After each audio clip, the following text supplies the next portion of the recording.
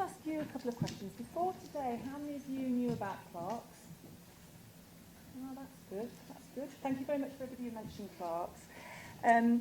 The other thing is, I wanted to know how many of you are clinicians actually working in clinical practice? Oh, a lot. How many of you are working in academia? And how many of you are managers? Okay, that's great. Thank you very much. Okay, so I think I'm coming at it from a slightly different perspective. I've been doing research in research capacity development, what works. And so I'm going to try and share with you some of the results from that, from policy, from the research that we've done within CLAHRC, and also the academic research that's out there. And actually, Karen asked me to, asked me to do the solutions around capacity development. And I think basically I thought about this a lot, what approaches I'm going to use. I'm going to give you some key messages, I think, from research and policy. But what I want to do is hand it over to you, because actually you, me, we are part of the solution. And it's how we use that research evidence around building research capacity, around your own career pathways, around when you go back to practice within your teams and how you build research capacity in others and in your organisations. I thought I'd better start the presentation by actually sort of making highlighting a definition of research capacity development, which is old, but it used to be used by the Department of Health quite a lot. And I think the important issues around this is that we need to be thinking about both individuals and organisational development. And the other area I think is really important is to think about that actually it's about developing and performing useful research. Well, I would extend that further and say actually it's not just about developing useful research, it's developing research that's used. Okay, I'm going to hand over to you. Why should we do research? What are our motivations? Why should we bother doing research? We spend a lot of money. Why should we do it? Improve patient care. Anything else? Understand care, understand conditions, yeah. Anything else? We've got moral responsibility to know what we're doing. Ethics issues, yeah. Anything else? Right. Okay, some of the research evidence highlights sort of three motivations actually for building research capacity. The first is actually around health gain, and developing services that are appropriate. The second is around wealth. Okay, so wealth we mean doing research that actually has an impact on the wealth of the economy. So that's thinking about cost effectiveness services, thinking about developing people so they can return to work and be economically viable. And the third is actually thinking about working with industry, actually. Nobody mentioned that at the moment. So that's certainly the Department of Health thinks that that's the reason why we should do research. Okay, so when you're thinking about what's useful research and illustrating what you've done is useful, think about those three domains of health, wealth, and actually science. I didn't tell that at all. So that's more about developing your career knowledge, okay, your professional knowledge, what is important for your profession. Now, within the literature, there's also a debate about is research capacity development is an end itself. If we just get enough people to do research and we count research and the number of people doing research, that's the tick box, we've built research capacity. But is it actually a means to an end? Is the reason why we do research capacity because we want to improve health and wealth? And I would suggest that's true. And there's obviously a bake-off theme going on here, because I think we want people to consume research, we want people to use research, we want them to have, the end result has to be something they want to use and consume. And so we have to think about how we develop capacity. We need to think about the ingredients and the methods that we do to build research capacity. So the ingredients are basically you and research questions. The methods might be how we develop skills and the right sort of skills to build research capacity. And I think the other thing is, you do need to be thinking about what is your unique selling point as AHPs. I think we've sort of touched on this a little bit earlier today, certainly Gail has. But, you know, if you as clinicians want to work with researchers, what can you sell to them to make you an attractive proposition to be collaborators? Now, we've talked about recruitment, but, you know, you're in the real world, aren't you, of research, of practice. So you'll be able to develop really good research questions that are important to make an impact. So those sort of issues are really important. And I think we've also talked about the idea that, you know, you are key in the idea of developing whole systems change. You know, if we're really thinking about we have to think differently about who delivers what care when, you as AHPs are critical in that role, I think. And those are going to be important research questions for the future. I'm just going to go back to one of the more recent research definition around research capacity development. And that's the whole idea about Condell and Bagley suggest that it actually should be funded. Now, we've talked a lot about we need to get funding, and that's really important. But I actually think that's a fairly limited idea. I think we need to think about not just funding, but resource. And the whole idea that, you know, maybe things like match funding, where your time is given linked to a larger research project, so it's typical of CLAHRC, where people's time work into CLAHRC, so they're part of the collaboration. It's not necessarily funded, but it's acknowledged and recognised, and organisations sign up for that. And I can talk a little bit about that later on. But so I'm thinking it's not just the idea of really having money, but it's actually thinking about what can you offer for a research endeavour that is actually match funded into a project. And the other thing is, I think, and I'm moving this way quite a lot, that I think that research capacity development is actually a social movement. There is a responsibility that we all should develop research capacity in ourselves and in others. Okay, so the whole idea that if I hand over these ideas to you, you know, what are you going to do about taking it back for your own career, but for others as well? And as you go up the path, as you go up the escalator or whatever, how, you know, you should have a social responsibility for helping others. Because we believe that if research is the right thing to do, it should make a difference on services and to patients.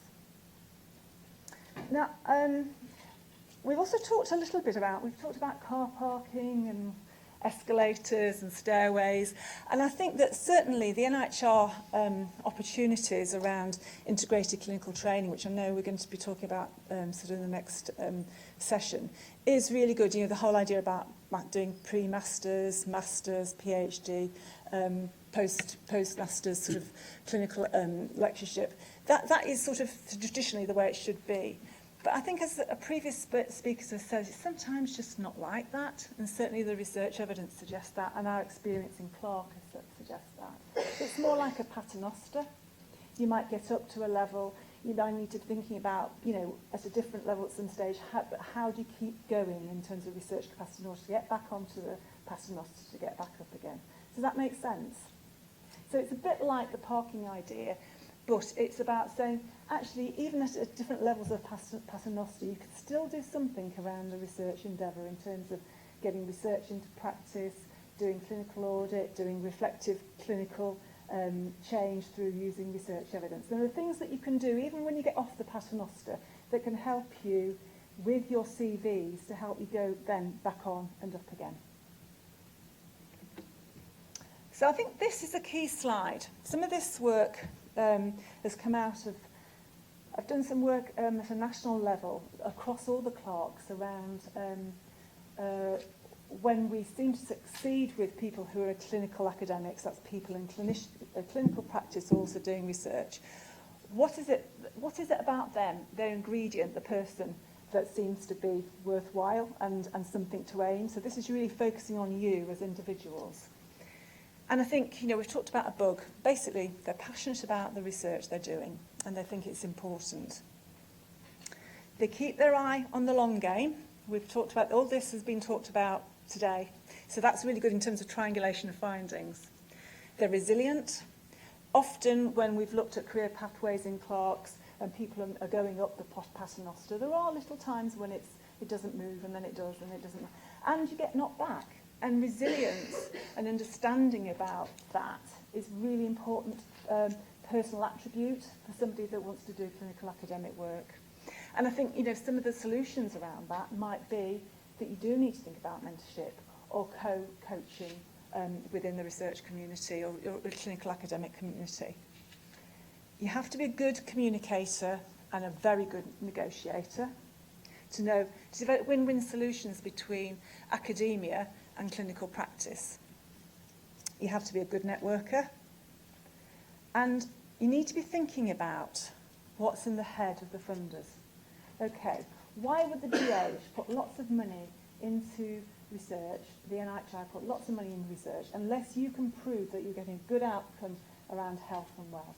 So you have to think about those things and think about research for patient benefit. The whole point about research is that you're thinking about outcomes for patients. Think about doing something that's achievable and make sure that you've got a good team of support around you. That means supervision, coaching, mentorship, that sort of thing. So what have we learned in our CLAHRC? We've already talked about dipping toe in the water, giving people the opportunity to do that, to check is it for them or not, or where within the big sort of mosaic of research endeavour, where do you as an individual fit, or where do people in your team? And the other thing I think we've learned is that actually, we need to help people with their stepping stones, and particularly even between more formal training, like between masters and PhD. People sometimes need a bit more support for learning by doing, and that's why we've got our internships that I hope all of you have heard about, the postmasters internships in CLAHRC that's currently out at the moment for nurses and AHPs.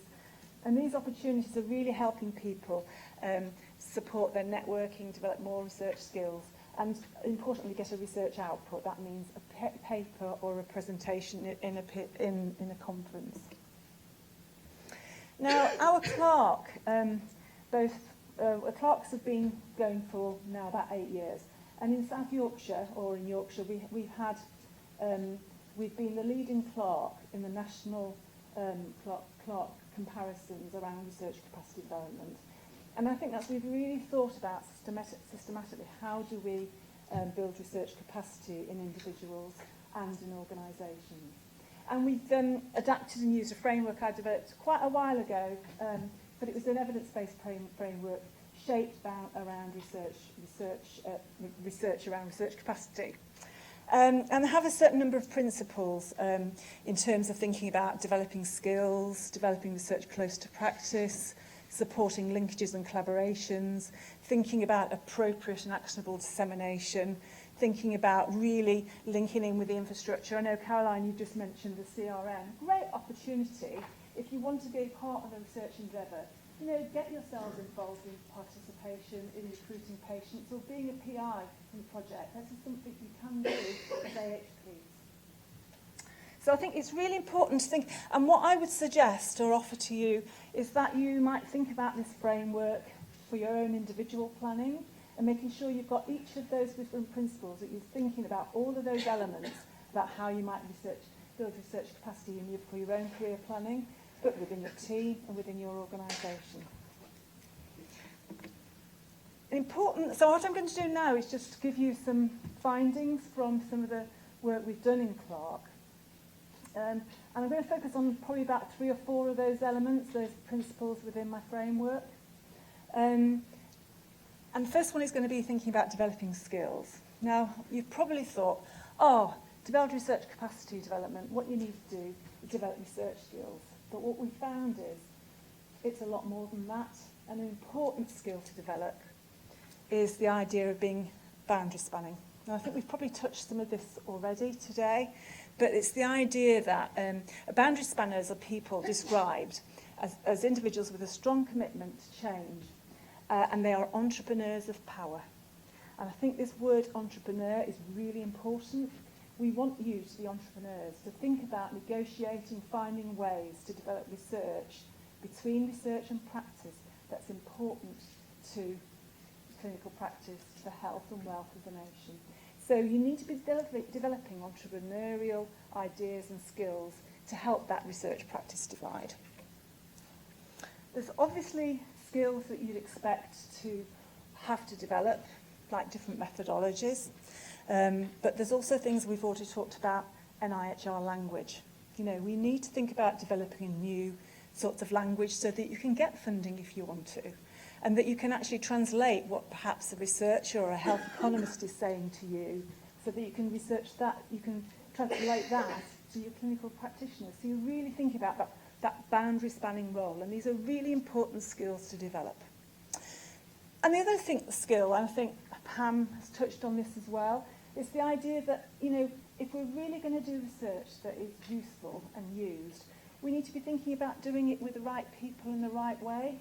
So the whole idea about developing research in a co-produced way on things that matter with people that matter. So that means, you know, we develop research priorities with key people. That means academics, patients, practitioners, managers. We need to be thinking about methodologies that are appropriate and inclusive around co-production. We know that if managers are involved in the research process, they're more likely to use it in practice. So that's really important. I think there's a whole load, there's a developing science around knowledge mobilisation, and I think this is something that you need to be thinking about, and it's very close to practice, which is almost what Pam was talking about, the idea of trying to think about ways of getting research into practice, but there's becoming a bit of a science around some of this, how you might actually mobilise research knowledge and other knowledges into practice, and what's the best way of doing it. And these skills, I think, are important. But I think most of all is thinking about how you negotiate win-win solutions. Win-win solutions, so you have protected time from practice, if that's offered for you, and negotiating win-win solutions with academics and practitioners to develop research questions that are important. We found that one of the methods, think about making the cake again, one of the methods that is really good for research capacity is the whole idea about learning by doing. So we're developing a whole load of mechanisms within CLAHRC to support that, and we've already highlighted that. There's fellowships already, but we're thinking about we are developing the internships. We've been using it as secondment opportunities for quite a while, and actually quite a lot of people, you know, that have presented today have actually had those sort of opportunities within CLAHRC. But obviously we need to think about, if you think about that the environment is actually also important, we need to be thinking about working with managers. So if somebody gets an internship and they get funding, we need to think about how do we work with their managers to help them release. So just having the resource is not enough. That's a long-term problem that we understand. Giving funds is not always the answer. We have to make sure that those funds are really allowing people to have time out. There are other enablers that we need to be thinking about: mentorship, coaching, and the whole idea about hardwiring research within clinical organisations. We know there's a wicked problem about managers. We are still very, very early on in our professional careers as researchers. And a lot of managers haven't got the experience, know-how. A lot of us haven't got the know-how about how you manage a very, very busy clinical environment to release people for research. And we know it's a problem, and certainly within the CLAHRCs we've found that. But I think this has already been mentioned before. We're beginning to get some solutions around some of that, and to think about what are the negotiating opportunities. And that's this is what's certainly, you can get this on the net, which is really thinking about opportunities for how aspiring researchers might be able to negotiate with the managers.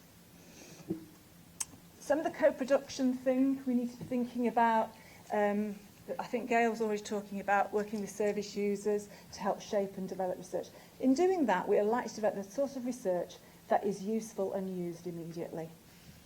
And we need to think about working with policy makers and commissioners. I want to just throw this one in because it's something that we really are thinking about within CLAHRCs around dissemination. Appropriate dissemination was always part of my framework, but I think we're having a little bit more understanding about what might be helpful around appropriate dissemination. Now we know that peer-reviewed publications are key, they're essential for helping research careers. But actually, if we want to get research into practice, we need to be thinking about other ways of developing outputs from research that is almost immediately useful.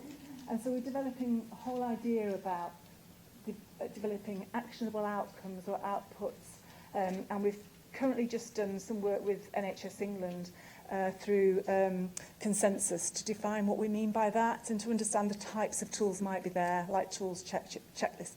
Those sort of things you need to think about, developing your skills within your research project to develop those outcomes. We've heard about the importance of linkages and collaborations. I can't stress it enough that you cannot do research on your own. You need to think about getting support. You don't have to be the experts in everything. You're experts as allied health professionals. You bring something uniquely already because you are clinicians. You understand what the issues are for patients and for services. So you can work with health economists, you can work with statisticians, you don't have to do it all. You have to think about what your unique selling point is. You have to understand what they might offer you and what you might offer them. But that's really important to think about. And I've suggested also, you know, we need to think about working with industry. It's the right thing to do, especially I think AHPs, we've got a lot of experience in CLAHRCs around using technologies to support better outcomes for patients. And that also fits the agenda from the NIHR and the DH. They want us to think about doing that as a linkage. This is an important graph. The more people you know, the better networked you are, the more likely is you're going to get able to do the right sort of research. So I'm going to conclude.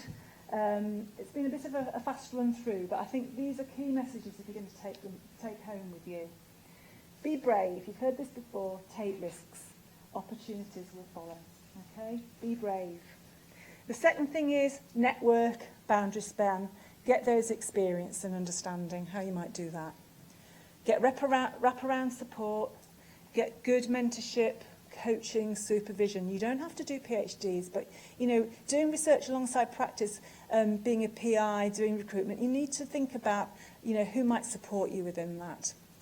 Plan the long game. We've heard that too. Imagine, you know, sometimes it is a wiggly path, or it's a paternoster where you have to get on and off sometimes.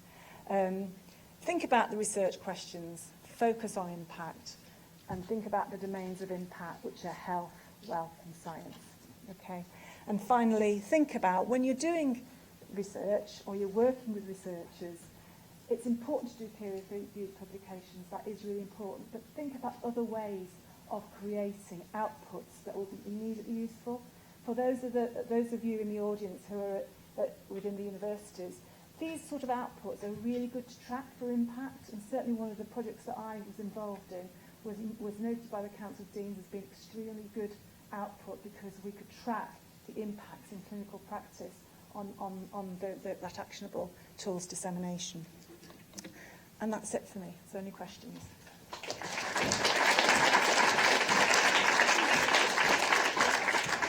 Thank you very much, Jo. Any questions for Jo?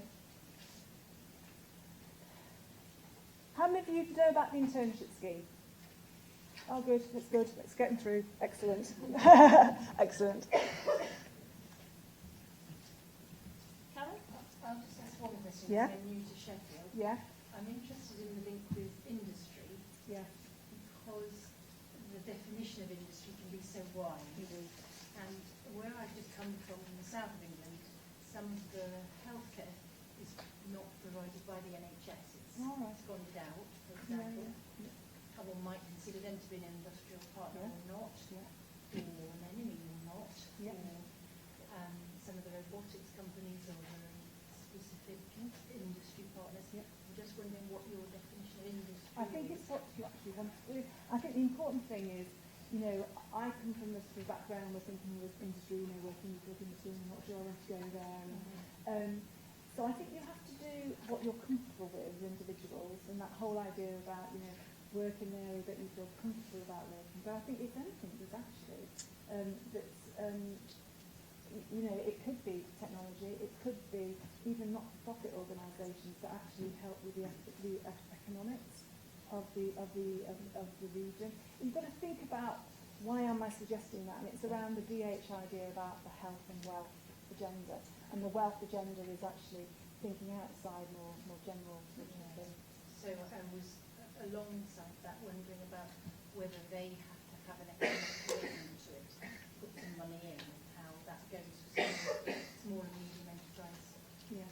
You know, how much. Yeah, I mean, it depends on the funding pool. For our CLAHRC, yes, they do. They have to put match funding, but that can be in people's time, or giving us products that we will test out with them that we don't pay for. But it depends on if you're going to do a funding call, it depends on whether they give a funding commitment or not. But there is a commitment to build small and medium-sized enterprises. The DH wants us to do that. Okay. I think my question follows on. I'm Susan Mulroy, I'm an art therapist, but I don't work within the NHS. I work independently, and I work in a community centre.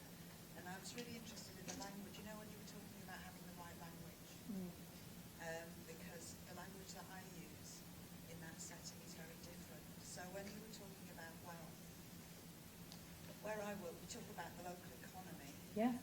I run 2 dementia groups, but they're community groups, and we tend to use the word economy, but then we look on the side of sustainability. Yeah. And I suppose my question is that when you're using the words entrepreneurial and wealth, Yeah. it just seems the gap that we're talking about, John, is a very, very different aspect to where I And it's different, and actually, the idea of the wealth element is quite a broad area, a domain of impact. So some of it will be about working traditionally with industries, or working to improve the health economy, or it might be around cost effectiveness. Actually, what we're doing is saving money in the NHS because we're, and improving the wealth within the NHS because we're being cost effective. So I think, it is just the same as improvement of health includes, patient outcomes, includes health services changing for the better. There are these are very, very broad domains, and really it's about understanding what those domains are in relation to your research question and what you feel comfortable around developing further. Is that all right? Yeah, I don't think I'm in agreement because it's so broad, and I have a reaction to that. Yeah, and I think a lot of people do, and I don't think you need to. Don't go there if you're not comfortable. I think that's the important thing. Okay. Yeah. Thank you.